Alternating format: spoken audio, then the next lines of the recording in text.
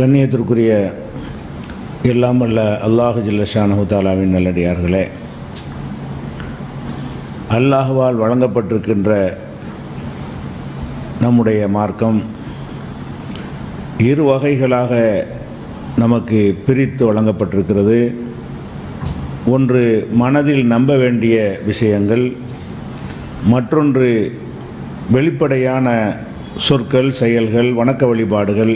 இப்படி இரண்டு வகைகளாக பிரிக்கப்பட்டிருக்கின்றன. இது குறித்த ஒரு முன்னோட்டத்தை சென்ற வாரம் நாம் பார்த்தோம். நபிகள் நாயகம் ஸல்லல்லாஹு அலைஹி வஸல்லம் அவர்களுடைய காலத்தில் முஸ்லிம்கள் என்ற பெயரில் போலிகள் அதிக அளவிலே கலந்திருந்தார்கள். அவர்கள் ஏன் போலிகள் என்று கருதப்பட்டார்கள் என்று சொன்னால், உள்ளத்தில் மார்க்கத்தை ஏற்றுக்கொள்ளாமல் நம்பாமல் வெளிப்படையாக இஸ்லாமிய காரியங்களை மட்டும் செய்தார்கள். இவர்களுக்கு பெயர் முனாஃபிக். நம்ம கேள்விப்பட்டிருக்கிறோம், முனாஃபிக் என்ற வார்த்தையை கேள்விப்பட்டிருக்கிறோம். இதா லக்குல்லதீன் ஆமனு காலு ஆமன்னா, மூமின்களை பார்க்கும் பொழுது நாங்களும் ஈமான் கொண்டிருக்கிறோம், நம்பிக்கை கொண்டிருக்கிறோம் என்று சொல்கிறார்கள். வைதா ஹலவ் இலா ஷயாத்தீனியும், அவங்களுடைய ஷைத்தான்களிடத்திலே தலைவர்களிடத்திலே போகும் பொழுது இன்னாமாக்கும், நாங்கள் உங்கள் ஆளுக்க தான், உங்களோட சேர்ந்தவர்கள் தான் என்று சொல்கிறார்கள். அப்போ இவங்க இந்த மாதிரி சொல்லி அல்லாஹ்வை கேலி பண்ணக்கூடிய வகையில் நடந்து கொண்டிருந்தார்கள். இன்னும் சொல்ல போனால் இவங்க வெளிப்படையான வணக்க வழிபாடுகளை கூட செய்வார்கள், தொழுவெல்லாம் செய்வார்கள். பள்ளிவாசலுக்கு வருவார்கள், 5 வேளை தொழுகைகளும் ஈடுபடுவார்கள். அல்லாஹ்வே குர்ஆனில் சொல்லி காட்டுகிறான், இதா காமு இலஸ்ஸலாத்தி காமு குசாலா. அவங்க தொழுகைக்கு வரும் பொழுது ஒரு அலட்சியமாக, ஒரு பொடுபோக்காக தொழுகையில் நிற்பார்கள். யுராவூனன் நாச, மக்களுக்கு காட்டுவதற்காக தொழுகிறார்கள். இது முனாஃபிக்குகளை பற்றி சொல்லி வரும் பொழுது அல்லாஹ் சொல்லுகிறான். அப்போ இந்த முனாஃபிக் என்று சொல்லக்கூடியவர்கள் வெளியில் உள்ள பார்க்கும் பொழுது முஸ்லீம்கள் பட்டியலில் இருந்தார்கள். உண்மையான சஹாபாக்கள் எல்லாம் அவங்களையும் முஸ்லீம்கள் என்று தான் நினைத்தார்கள். என வெளிப்படையாக தொழுகிறார்கள், நோன்பு வைப்பதாக சொல்கிறார்கள், போருக்கு கூட போவார்கள். போருக்கு கூட போய் முடிந்த அளவுக்கு பொய் காரணம் சொல்லி தவிர்த்து கொள்வார்கள். இப்போ கண்டிப்பாக வெற்றி கிடைக்கும் என்று சொன்னால் போர்க்களத்துக்கு கூட போய் பின் வரிசைகள் நின்று கொள்வார்கள், ஏதாவது கனிமத்து கிடைக்கும் போது பெற்றுக்கொள்வதற்காக வேண்டி. அப்போ இந்த மாதிரி எல்லா விதமான காரியங்களையும் ஈடுபட்டு முஸ்லீம்களைப் போலவே இருப்பார்கள். அவர்களுக்கு அல்லாஹ் சொல்கிற தீர்ப்பு என்னன்னு கேட்டால், முனாஃபிக்கு, பொய் சொல்கிறாங்க, வாயில் சொல்கிறதுக்கும் உள்ளத்தில் உள்ளதற்கும் சம்பந்தம் இல்லை. முனாஃபிகின் என்று குர்ஆனில் ஒரு அத்தியாயம் இருக்கிறது. இதா ஜாஅக்கல் முனாஃபிகூன, நபியே முனாஃபிக்குகள், இந்த இரட்டை வேடதாரிகள் உங்களிடத்தில் வரும் பொழுது அவங்க என்ன சொல்கிறாங்கன்னா, காலு நஷ்ஹது அன்னக ரசூலுல்லாஹ், நீங்கள் அல்லாஹ்வுடைய தூதர் என்று நாங்கள் உறுதிபட தெரிவிக்கிறோம். ரசூலுல்லாஹ் சொல்கிறாங்க. ரசூல் ஸல்லல்லாஹு அலைஹி வஸல்லம் அவர்களை பார்த்து நஷ்ஹது அன்னக ரசூலுல்லாஹ், நீங்கள் அல்லாஹ்வுடைய ரசூல் தான் என்று நாங்கள் சாட்சி சொல்கிறோம், உறுதிபட கூறுகிறோம் என்று அவர்கள் சொல்கிறார்கள். அல்லாஹ் என்ன சொல்றான்னா, அல்லாஹு யாலம் அன்னக்கல் ரசூலுஹு, நீங்கள் அல்லாஹ்வுடைய ரசூல் என்று அல்லாஹ்வுக்கு தெரியும். ரசூலுல்லாஹ் பற்றி சொல்கிறான், நீங்கள் அல்லாஹ்வுடைய ரசூல் என்பதில் பொய் கிடையாது. ஆனால் இவங்க சொல்கிறது பொய். என்ன பொய்? நாங்கள் நம்புகிறோம்னு சொல்கிறோம், அது பொய். நீங்கள் ரசூல் என்பது மெய், அந்த மெய்யான வார்த்தையை தான் அவங்க சொல்லுகிறார்கள். அது எங்கள் உள்ளத்தில் இருக்குன்னு சொல்கிறான் பாருங்க, அது பொய். வல்லாஹு யஷ்ஹது இன்னல் முனாஃபிகீன லகாதிபூன், இந்த முனாஃபிக்குகள் பொய்யர்கள் என்று அல்லாஹ் சாட்சி சொல்கிறான். அவங்க உன்னை ரசூல் என்று ஏற்றுக்கொண்டதா சொல்கிறாங்க, ஆனால் உள்ளத்தில் இல்லை, வாய் தான் சொல்லுகிறது அப்படின்னு சொல்லி அல்லாஹ் ரப்புல் ஆலமீன் எச்சரிக்கிறான். இப்போ இதில் என்ன விளங்குறோம்? உள்ளத்தில் அந்த ஈமான் இருந்தால் மட்டும்தான் அல்லாஹ் ஏற்றுக்கிறான். உலகம் ஏற்றுக்கொள்ளுது முஸ்லீம் என்று. அவர்களை இஸ்லாமியர்கள் பட்டியலில் சஹாபாக்களை நம்பி ஏமாந்தார்கள். ரசூலுல்லாஹ்வுக்கு மட்டும் அல்லாஹ் சில நேரங்களில் அறிவித்து கொடுத்திருந்தான், இவங்க முனாஃபிக் என்று. அதை வெளிப்படுத்துமாறு அல்லாஹ் சொல்லவில்லை. பகிரங்கமாக இன்னன்னார் என்று பட்டியல் போட்டு சொல்லுமாறு சொல்லவில்லை. ஏன்னு கேட்டால், உள்ளத்தில் உள்ள விஷயங்களை அல்லாஹ் தன் கையில் வைத்துக்கொள்ள விரும்புகிறான். அல்லாஹ்வுடைய ரசூல் என்ற ஒரு காரணத்திற்காக அவங்களுடைய பாதுகாப்பெல்லாம் அதில் சம்பந்தப்பட்டிருக்கிறதுனால இவனெல்லாம் முனாஃபிக் என்று அல்லாஹ் அறிவித்து கொடுத்திருந்தான். அவங்க யாருக்கும் சொல்ல மாட்டாங்க. அவன் நடிச்சான்னு சொன்னால் இவங்க நினைச்சுவாங்க முஸ்லீம் மாதிரியே காட்டிக்கொள்வார்கள். அப்போ ஆனால் மற்றவர்கள் பார்வையில் என்ன, அவர்கள் முஸ்லீம்கள், அவர்கள் நம்முடைய இந்த மார்க்கத்தை ஏற்றுக்கொண்டவர்கள் என்று நினைத்தார்கள். ஆனால் மறுமையில் என்ன ரிசல்ட் ஏற்படும்? இதுக்கு அவன் தொழுதுக்கு நன்மை கிடைக்குமா? கிடைக்காது. போருக்கு போன நன்மை கிடைக்குமா? கிடைக்காது. ஹஜ்ஜிக்கு கூட சென்று மக்களோட பார்க்கலாம், ஹஜ்ஜிக்கு போனானே அதுக்கு நன்மை கிடைக்குமா? கிடைக்காது. இன்னும் சொல்ல போனால் நபிகள் நாயகம் ஸல்லல்லாஹு அலைஹி வஸல்லம் அவர்களையே ஏமாற்றக்கூடிய வகையிலையும் சில பேர் இருந்தார்கள். அதையும் அல்லாஹ் சொல்லி காட்டுகிறான். ஒமன் ஹவுலக்கும் மினல் ஆராபி, ஆராபுகளில் உங்களை சுற்றி இருக்கக்கூடியவர்களையும், ஒமின் அகலில் மதீனத்தி, மதீனா வாசிகளிலையும் முனாஃபிக்குகள் இருக்கிறார்கள் அல்லாஹ் சொல்றான்.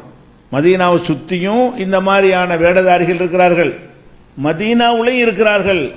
லா தஅலமுஹும், நபியை அவர்களை அறிய மாட்டா. அப்ப எல்லாத்தையும் அல்லாஹ் அறிவிச்சு கொடுக்கல, அவர்களுக்கு பாதுகாப்புக்கு தேவைப்படக்கூடிய நேரங்களில் அறிவித்து கொடுத்தானே தவிர, மதீனாவுல சில முனாஃபிகள் இருக்கிறார்கள், லா தஅலமுஹும், நீ அதை அறிய மாட்டாய், அவர்களை நான் தான் அறிவேன் அப்படின்னு அல்லாஹ் ரப்பல் ஆலமீன் சொல்கிறான். அப்ப இந்த முனாஃபிக்குகள் என்பவர்கள சிலரை அல்லாஹ் அறிவித்து கொடுத்திருந்தான், பலரை அறிவித்த கொடுக்கல. ரசூலுல்லாஹ்வே ஏமாந்திருக்கிறார்கள். இவர்கள்லாம் முனாஃபிக்குகள் இல்லை, நம்ம ஆளுக்கு தான் நம்பி என்ன செஞ்சிருக்காங்க, ஏமாந்திருக்கிறார்கள். அப்ப இந்த வெளிப்படையான செயல்களை வைத்து ஏமாற்றினால் அவர்கள் உலகத்தில் தான் முஸ்லிம்களாக இருப்பாங்களே தவிர, மறுமையில் அல்லாஹ்விடத்தில் அந்த பட்டியலில் வர வேண்டுமானால் உள்ளம் சரியா இருக்கணும், உள்ளத்தில் உள்ள ஈமான் நம்பிக்கை சரியாக இருக்க வேண்டும். அப்படி நம்பிக்கை இல்லை என்று சொன்னால் அது பயங்கரமான பாதிப்பை ஏற்படுத்தும். அதனால நம்பிக்கையுடைய அவசியத்தை விளக்கின பிறகுதான் எதை எதை நம்பலான்னு உங்களுக்கு விளக்கணும். இது எவ்வளவு பெரிய முக்கியமான ஒரு விஷயம். இது இல்லாம அவன் தொழுகணும் எல்லாம் செய்யறாங்க, அல்லாஹ்வை நம்புற அடிப்படையில் நம்பல. அவன் முனாஃபிக்கா இருந்தவன்லாம் யாருன்னா அல்லாஹ்வை நம்பினவன் தான், யூத மதத்திலிருந்து வந்தவன் தான். பெரும்பாலும் யூதர்களுக்கு அல்லாஹ்வை பற்றி ஒரு நம்பிக்கை இருக்குது, அல்லாஹ்னு ஒருத்தர் இருக்கான் நம்பி இருந்தார்கள். இந்த மார்க்கத்தை அவங்க நம்பல. அல்லாஹ்வுடைய ரசூல்னு சொல்வது, இந்த முஹம்மது நபியை அனுப்பியிருக்கான் என்பது, இந்த மாதிரியான விஷயத்தை நம்பலையே தவிர அல்லாஹ்ன்ற ஒன்று நம்பி தான் இருந்தான். அது பயன் தரல. ரசூலுல்லாஹ்வுடைய கட்டளையை ஏற்று தொழக்கூடியவனா இருந்தான் வெளிப்படையாக, அது அவனுக்கு பயன் தரவில்லை. இன்னல் முனாஃபிகீன லஃபி தர்கில் அஸ்ஃபலி மினன் நார். அல்லாஹ் என்ன சொல்றான்னு கேட்டா, இவங்களுக்கு தான் நரகத்தில் அடித்தட்டு. எல்லாரும் நரகவாசி, காஃபிரும் நரகத்துக்கு போவான். காஃபிர்னா யாரு? டிக்ளேர் பண்ணவன், நான் முஸ்லிம் இல்லை என்று டிக்ளேர் பண்ணான, அறிவித்து கொண்டான, அவனும் நரகத்துக்கு போவான். நான் முஸ்லீம் தான் என்று உலகத்தில் சொல்லிக்கிட்டு ஏமாத்தி கொண்டு உள்ளத்தில் நம்பாம இருக்கிறான, தப்பா நம்பி இருக்கிறான, அவனும் நரகத்துக்கு போவான். ஆனால் இதுல யாரு அடித்தட்டுக்கு போவாங்கன்னு பார்த்தா, இன்னல் முனாஃபிகீன லஃபி தர்கில் அஸ்ஃபலி மினன் நார், இந்த முனாஃபிக்குகள் தான் நரகத்தின் அடித்தட்டில் இருப்பார்கள். அடித்தட்டுங்கிறது கடுமையான வெப்பம் கொண்டு, நெருப்பு கீழே இருந்தா ரொம்ப வெப்பம், கொஞ்சம் மேலே வந்து வெப்பம் கம்மியா இருக்கும்.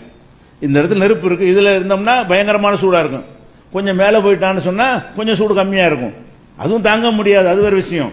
அப்ப இவங்களை கம்பேர் பண்ணி ஒப்பிட்டு பார்க்கும் பொழுது முனாஃபிக்குகள் தான் நரகத்தில் அடித்தட்டில் இருப்பார்கள், அதிக வேதனைக்கு உட்படுத்தப்படுவார்கள்.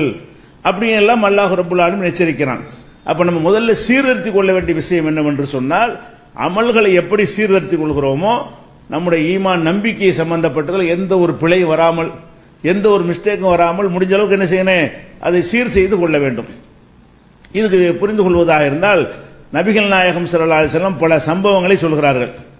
வெளி உலகத்தில் நல்லவர்கள் என்று கருதப்பட்டவங்க மறுமையில் என்ன மாதிரி ஆகுவாங்க அப்படிங்கிறது சொல்றாங்க. 3 நபர்களை அல்லாஹ் அழைத்து விசாரிப்பான். இந்த 3 நபர்கள் யார் என்று கேட்டால், இஸ்லாத்திற்காக அளப்பரிய தொண்டு செய்ததாக மக்கள் நினைப்பார்கள். அந்த 3 பேர் யார் என்று கேட்டால், இவங்க ரொம்ப இஸ்லாத்துக்காக பாடுபட்டவங்க என்று நினைப்பார்கள். அப்படிப்பட்ட 3 பேர்னா 3 ஆள் இல்லை, 3 சாரார். ஒவ்வொரு குரூப்லையும் நிறைய பேர் இருப்பாங்க. இது மாதிரி 3 குரூப்புகளை அல்லாஹ் அழைப்பான். ஒரு குரூப் யார் என்று சொன்னால் மார்க்க அறிஞர். மார்க்கத்தை அறிந்து மக்களுக்கு சொன்னவர், சரியான மார்க்கத்தை சொன்னவர். தவறான மார்க்கத்தை சொன்னவர் அதுக்காக நரகத்துக்கு போயிடுவார். இவர் யார் என்று கேட்டால் உண்மையான மார்க்கத்தை மக்களுக்கு சொன்னவர். அது மாதிரியான ஆளுக்கு கொஞ்சம் பேர் இருப்பாங்க இல்லையா, அவங்களை அல்லாஹ் அழைத்து என்ன செய்வான், எல்லாரையும் விசாரிக்கிற மாதிரி அவங்களையும் விசாரிப்பான். உங்களுக்கு நான் மார்க் அறிவை கொடுத்தேனே, இல்மை தந்திருந்தேனே, நீங்க என்ன செஞ்சீங்க? அவங்க என்ன செய்வாங்க, நாங்க நிறைய மக்களுக்கு பிரச்சாரம் பண்ணோம், மக்களை நேர்வழிப்படுத்தணும், இதை உண்மையை சொன்னோம் என்று சொல்வார்கள். உண்மை தான் சொல்லியிருக்கிறாங்க, அதில் மாற்றுக்கிறது கிடையாது. ஆனால் அல்லாஹ் என்ன செய்கிறான்னு கேட்டால், நீங்கள் பொய் சொல்கிற கதப்த, நீ பொய் சொல்கிறாய். நீ எதுக்கு இதை சொன்னாய் என்றால், லியுகால அன்னக காரிவுன், உன்னை ஒரு அறிஞர் என்று மக்கள் சொல்லணும். அதுக்கு தான் நீ செஞ்ச. உன்னுடைய பேச்சை கேட்டு என்ன செய்யணும், நல்ல சிறந்த அறிஞர், நல்ல பேச்சாளர், திறமையாளர் என்று மக்கள் சொல்லணும் என்பதற்குத்தான் நீ இந்த அறிவு தொண்டு செய்தாய். நீ உண்மையில் எனக்காக செய்யல சொல்லிட்டு இவனை நரகத்திற்கு இழுத்து செல்லுங்கள். அப்ப இது இவன்ட்ட ஈமான் இருக்குது, கொஞ்சம் கம்மியா இருக்கு பாருங்க. இவன் மார்க்கத்தான் சொல்லி இருக்கிறான், அல்லாஹ்வை நிராகரிக்கிறவன் கிடையாது, ரசூலை நிராகரிக்கிறவன் கிடையாது, குர்ஆனை மறுத்தவன் கிடையாது. ஆனால் அவன் சொல்லும்போது என்ன நினைக்கிறான்டா, இந்த வணக்கத்தை யாருக்கு செய்யணும், அல்லாஹ்வுக்குள்ள செய்யணும். அல்லாஹ்வுக்கு செய்யற இந்த வணக்கத்தை செய்யும் போது அதை பற்றி கொஞ்சம் கூட நினைப்பு இல்லாம, அல்லாஹ்வுடைய மகத்துவம் கண்ணியம் அல்லாஹ் பார்த்துக்கிட்டு இருக்கிறான் என்பதை எல்லாம் கருத்தில் கொள்ளாம பேசும்போதே என்ன செய்யணும், நம்மளை எல்லாரும் ஈர்க்கிற மாதிரி பேசுறாரா, நல்லபடியா பேசுறாரா, இப்படி நம்மளை பாராட்டணும் என்று இவன் சொன்ன காரணத்தினால் அல்லாஹ் என்ன செய்வான்னா, இதுக்கு கூலி கொடுக்காம விட்டா கூட பரவாயில்லைங்களாம். அல்லாஹ் கோபம் வருது, நரகத்துக்கு கொண்டு போகிறான். நீ செஞ்ச தொண்டுகளுக்கெல்லாம் பரிசு இல்லை, நீ செய்த பிரச்சாரத்துக்கெல்லாம் கூலி இல்லை என்று சொன்னாலே அதான் கரெக்டா நமக்கு தெரிகிறது. கூலி இல்லாம முற்றுவன் அதுக்கு அடிக்கணும். செஞ்ச காரியத்தை சரியா செய்யலைன்னு சொன்னா கூலி கொடுக்க மாட்டோம், அடிக்கவா செய்வோம், அடிக்க மாட்டோம். அல்லாஹ் என்ன செய்யறான்னு கேட்டா, கூலியும் கிடையாது, நீ என்னை ஏமாத்தி இருக்கிற, என்னுடைய மார்க்கத்தை சொல்லக்கூடிய நீ என்னிடத்தில் கூலி பெறுவதை விட மக்களிடத்தில் பேர் வாங்கணும் என்பதற்கு சொல்லி இருக்கிறாய், இழுத்து செல்லுங்க நரகத்திற்கு என்று சொல்லிடுவான். அப்ப இதுல என்ன விளங்குது, எதனால நரகத்துக்கு போனாரு, செயல்ல கோளாரா, சொன்னது தப்பா சொல்லிட்டாரா, தப்பா சொன்னது அதுக்கு நரகத்துக்கு போயிருப்பாரு. நீ தப்பாக சொன்னாய் அதுக்காக நரகம் நல்லா சொல்லியிருப்பான். இது சரியான மார்க்கத்தை சொன்ன ஆளுகளுக்கு தான், தப்பான மார்க்கத்தை சொன்ன ஆளுகளுக்கு அதுவே நரகத்தில் கொண்டு சேர்த்துரும். இப்படி விசாரிக்க தேவையில்லை. சொன்ன விஷயங்கள் சரியாக இருக்கிறது, சொன்ன நோக்கம் ஈமான் சரியில்லை, உள்ளத்தில் உள்ள நம்பிக்கையில பழுது இருக்கிறது. நம்பிக்கையில் பழுது இருக்குமையானால் இவ்வளவு இன்னும் சொல்ல போன இந்த இல்மு இருக்கிறத, கல்வி தொண்டு, இதுக்கு கிடைக்கிற நன்மைக்கு நிகராக எதுவுமே கிடையாது. ஏன்னு கேட்டா, ஒருத்தன் ஒரு ஆளை நேர்வழிக்கு படக்கூடிய வகையில் போதனை செய்கிறான், அவர் நேர்வழிக்கு வர்றாரு, அவருடைய அமல்ல இவருக்கு பங்கு கிடைக்கும். 1000 பேர் 1000 பேருடைய நன்மை இவருக்கு கிடைக்கும். ஒரு தொழுகை இல்லாத ஒரு 1000 பேரை தொழ வைக்கிறாரு, சிறுக்கு வைத்தா ஒரு 1000 பேரை சிறுக்கிலிருந்து மீட்பதற்கு இவருடைய பிரச்சாரம் காரணமாக இருந்தா தாறுமாற நன்மை கிடைக்கும். இது கிடைக்க வேண்டிய நன்மை என்ன செய்யும், ஒரு மனுஷனுடைய அமல் அவனை சொர்க்கம் செல்வதற்கு போதுமானதா இருக்கிறது. இவனுக்கு ஆயிரக்கணக்கில் லட்சக்கணக்கான பேருடைய நன்மைகள்ல இவனுக்கு பங்கு கிடைத்தால் இவனுடைய தரஜா எங்க, அவ்வளவு பெரிய உயரத்தில் கொண்டே வைக்கக்கூடிய ஒரு தொண்டை செய்துவிட்டு மக்கள் பாராட்டுன்னு நினைச்சானுபாங்க. ஈமான் அதான் பழுதுங்கிறது. இவ்வளவு பெரிய தொண்டை அவனுக்காக செய்யணும் சொல்லும்போது அல்லாஹ் இதுக்கு கூலி கொடு என்கிற ஒரு எண்ணமே கடுகளவும் இல்லாமல் இந்த இவ்வளவு பெரிய இபாதத்தை தன்னுடைய பெருமைக்கு பயன்படுத்துறான். அல்லாஹ் கோபம் வருது, கூலியும் கொடுக்காத இழுத்து கொண்டே போட நரகத்தில். ஈமான் ஒரு சாரார், ஈமான் நரகத்துக்கு போக காரணம் என்ன, ஈமானில் குறைபாடு. ஈமான் இல்லைன்ற ஈமான் இருக்குது, இருக்கிற ஈமான்ல ஒரு குறைபாடு இருந்தாலே நரகத்தில் கொண்டே தள்ளுங்கிறான். நிரந்தர நரகம் இல்லை, அதுக்குரிய அளவுக்கு எவ்வளவு அல்லாஹ் நிர்ணயிச்சானோ அதுக்கப்புறம் சொர்க்கத்துக்கு வருவார். மற்ற எல்லா பாவமும் அப்படித்தான், அல்லாஹ்வுக்கு இணை கற்பித்தல் மற்ற சில காரியங்களை தவிர நரகத்துக்கு போவார்கள் என்றால் பர்மனன்ட் கிடையாது, பிறகு வருவார். ஆனா எடுத்த எடுப்பில் சொர்க்கம் போக கூட்டத்தில் இவங்கெல்லாம் இருக்க மாட்டாங்க. அடுத்து யாரு, ஒரு கொடை வள்ளல். கொடை வள்ளல்ங்கிறது அதிக நன்மை தரக்கூடிய காரியம் தான். அடுத்தவங்களுக்கு உதவுனான்னு வைங்க, அதுக்கு பெரிய பெரிய நன்மைகள் நிறைய கிடைக்கும். அதுல சதகத்தும் ஜாரியா மாதிரி செஞ்சுட்டு போனான்னு வைங்க, நிலையான தர்மம், அதுக்கு அவன் செத்த பிறகு ராயல்ட்டி சேர்ந்துகிட்டே இருக்கும். அவ்வளவு பெரிய நல்ல கூலியை பெற்று தரக்கூடிய மறுமையில் உயர்ந்த இடத்துல ஒருத்தனை கொண்டை வைக்கக்கூடிய செயல் தான தர்மங்கள். இப்படியான ஒரு வள்ளலை, ஒரு வள்ளல் இது மாதிரி வள்ளல்கள் நிறைய வருவாங்க. அப்ப வள்ளலை கூட்டு எல்லாம் நிப்பாட்டுவான். உனக்கு நிறைய பொருளாதாரத்தை கொடுத்திருந்தேனே, நீ என்ன செய்தாய்? அப்ப அவன் என்ன சொல்லுவான், கஞ்சனா இருந்தா அது கஞ்சத்தன்மை அவனை கொண்டு சேர்த்துரும். வள்ளலாவில் இருந்திருக்கான் எல்லாம் சொல்லுவான், நான் அது கொடுத்தேன், இது கொடுத்தேன், பள்ளிவாச கட்ட கொடுத்தேன், ஏழைகளுக்கு கொடுத்தேன், கல்விக்கு உதவி செஞ்சேன், இந்த மாதிரி எல்லாம் மருத்துவத்துக்கு உதவி செஞ்சேன், அவன் செஞ்ச நல்ல காரியத்தை எல்லாம் சொல்லுவான். அது செஞ்ச உண்மையை தான் சொல்றான், செஞ்சுதான் இருப்பான், அல்லாட்ட போயெல்லாம் சொல்ல முடியாது. இன்னொன்னதெல்லாம் செய்தேன்னு என்ன செய்வான் சொல்லுவான். சொன்னோன்னு அல்ல என்ன செய்வான்னா, கதப்த போய் சொல்ற, என்னதுக்கு போய் சொல்ற, செஞ்சதை போய் இல்லை, நீ செஞ்ச எனக்கு செய்யல, நீ எதுக்கு செஞ்ச, லி யுகால அன்னக ஜவாதுன், நீ ஒரு வள்ளல் என்று மக்களால் சொல்லப்பட வேண்டும் சொல்லிட்டாங்க. அதுக்கு தானே செஞ்ச, நீ வாழும்போதே சொல்லிவிட்டார்கள். நீ எதை எதிர்பார்த்து செய்தாயோ அது மாதிரி உலகத்தில் உன்னை வள்ளல்னு பாராட்டினாங்களா இல்லையா? பாராட்டினாங்க.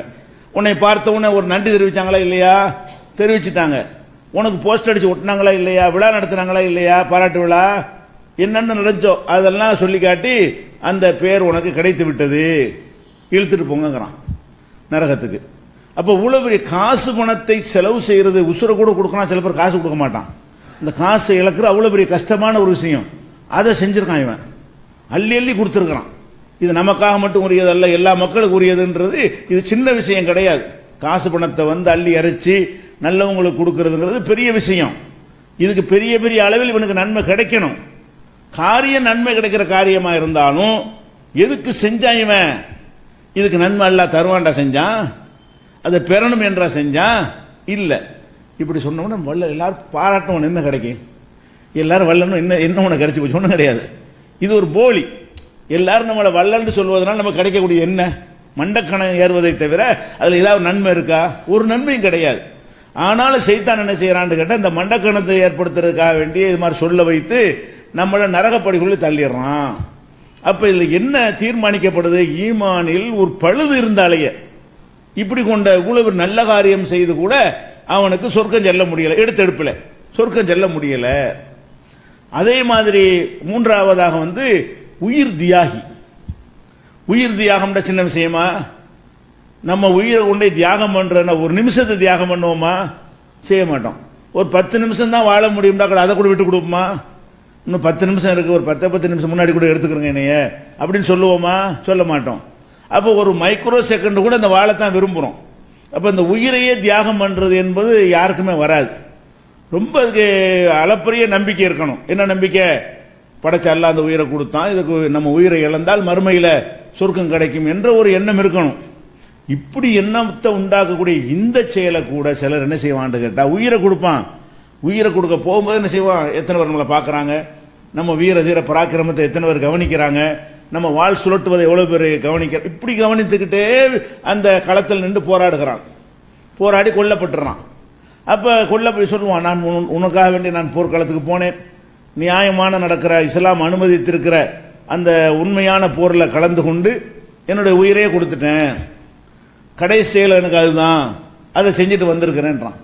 அப்போ ரசூல்லா என்ன சொல்றாங்க? யுகஃபுர்லி ஷஹீது குல்லு தம்பின் இல்லத்தைன்.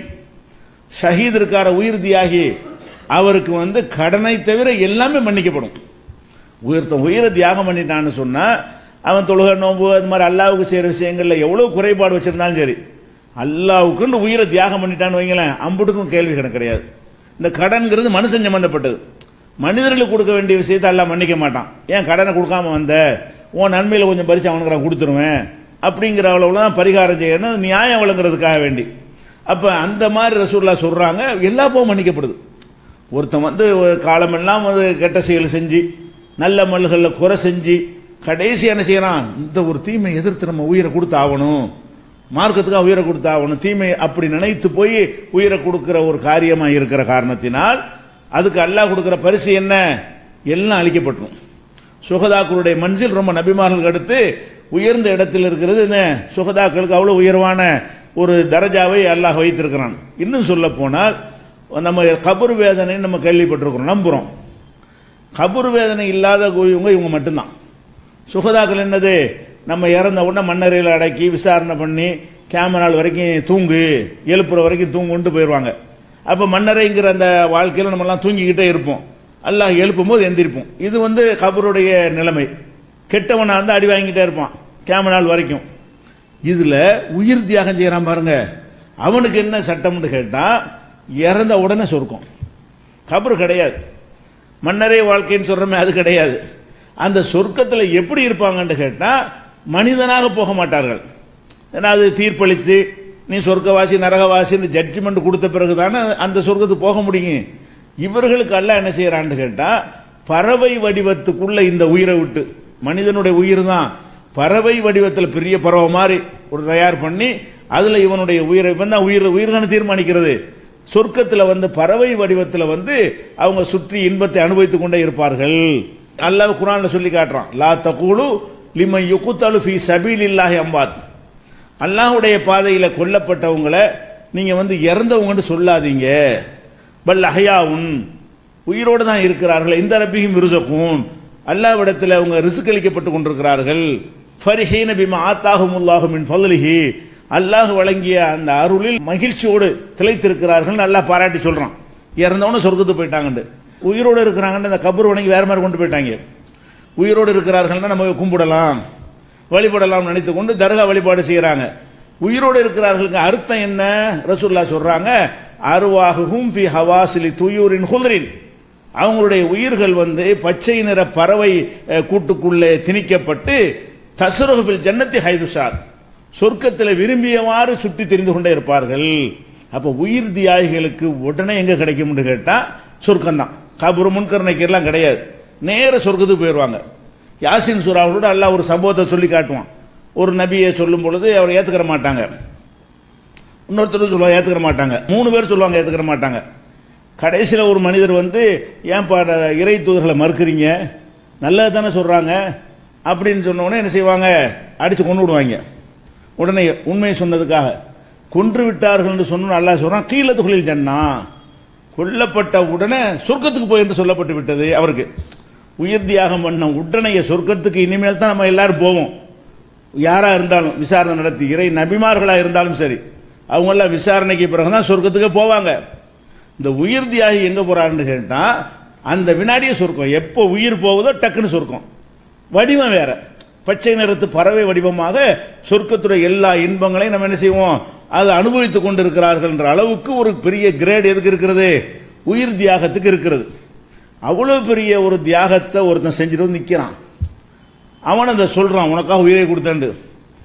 அல்லாஹ் என்ன சொல்லுவான், கதை போய் சொல்ற, எதுக்காக நீ செஞ்ச, யுகால் அன்னக ஜரீஉன், பெரிய வீரன் மாவீரன் என்று போற்றப்பட வேண்டும், இதுக்கு தான் நீ செய்தாய்.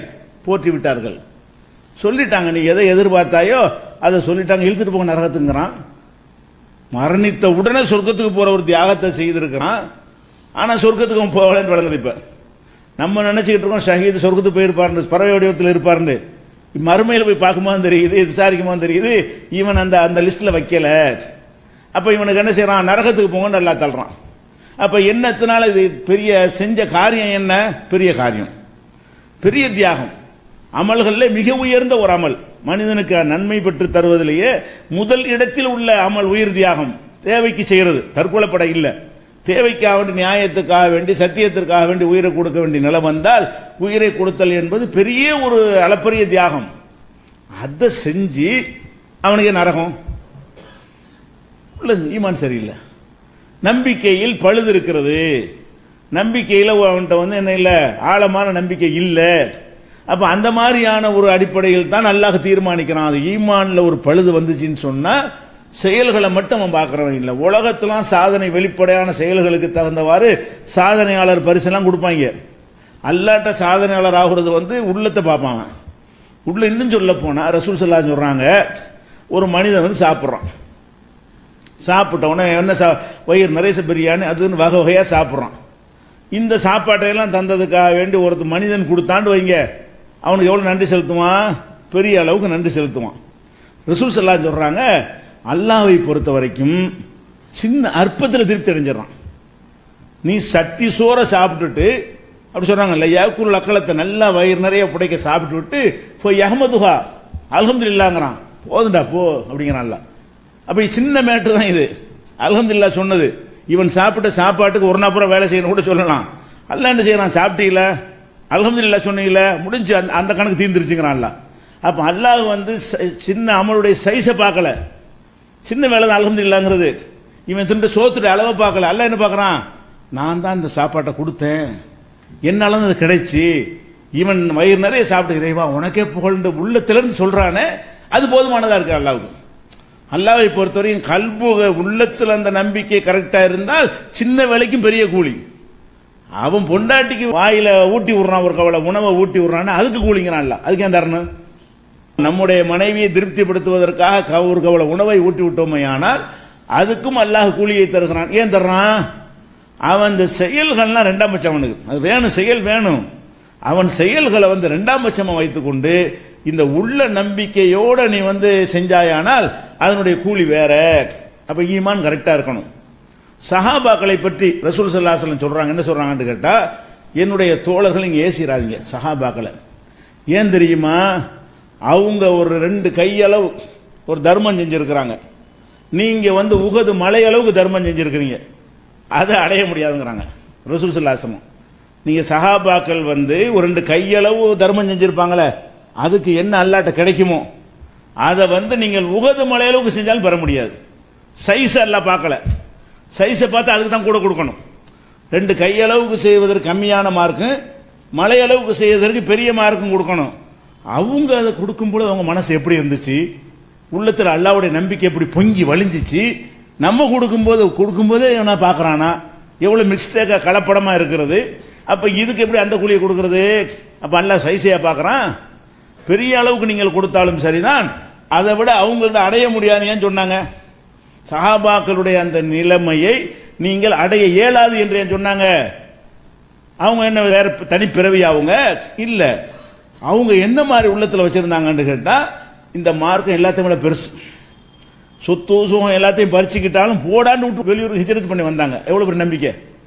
அந்த மார்க்கத்தை வாழ முடியாதுன்னு சொன்னால், அப்போ மார்க்கம் வேணுமா இல்லை மார்க்கத்தை விட்டு சொந்த ஊரில் இருக்கிறியா என்று கேள்வி வரும் பொழுது, இந்த ஊடும் வேணாம், வாசலும் வேணாம், சொத்தும் வேணாம், சுகமும் வேணாம்னு சொல்லி அணிந்திருக்கிற கிழிஞ்ச ஆடையோட இன்னொரு ஊருக்கு போனாங்களா அகதியா?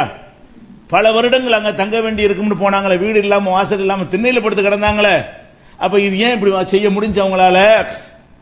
ஆழமாக ஊன்றிருக்கு. அல்லாண்டா யார்? அல்லாவுக்கு மேலே அந்த வீடு, அல்லாவுக்கு மேலே அந்த சொந்த பந்தங்கள்லாம், அல்லாவை விட இந்த சொத்துக்கள்லாம் பெருசா? அப்படிங்கிற அளவுக்கு நம்பிக்கை இருந்தா அவங்க கொஞ்சம் கொடுத்தா என்ன, நம்ம அதனால அந்த அவ்வளோ பெரிய தரஜா கிடைக்கிறது. அப்போ அந்த ஈமானில் நம்ம சரி பண்ணி கொண்டால் மட்டும்தான் மறுமையில் வெற்றி பெற முடியும். செயல்களும் வேணும், செயல்களை விட ஈமானில் என்னென்ன பழுதுகள்லாம் வரக்கூடாதோ அதையெல்லாம் கரெக்ட் பண்ணி உள்ளத்தை சீர்படுத்த வேண்டும் என்ற அடிப்படை நம்ம புரிந்து கொள்ள வேண்டும். ஈமான் சம்பந்தமாக இன்னும் சில அடிப்படையான விஷயங்கள் எல்லாம் இருக்கிறது. அதை முடிச்சுட்டு வரிசையா என்னென்ன நம்பணும் என்பதை பார்ப்போம் இன்ஷா அல்லாஹ்.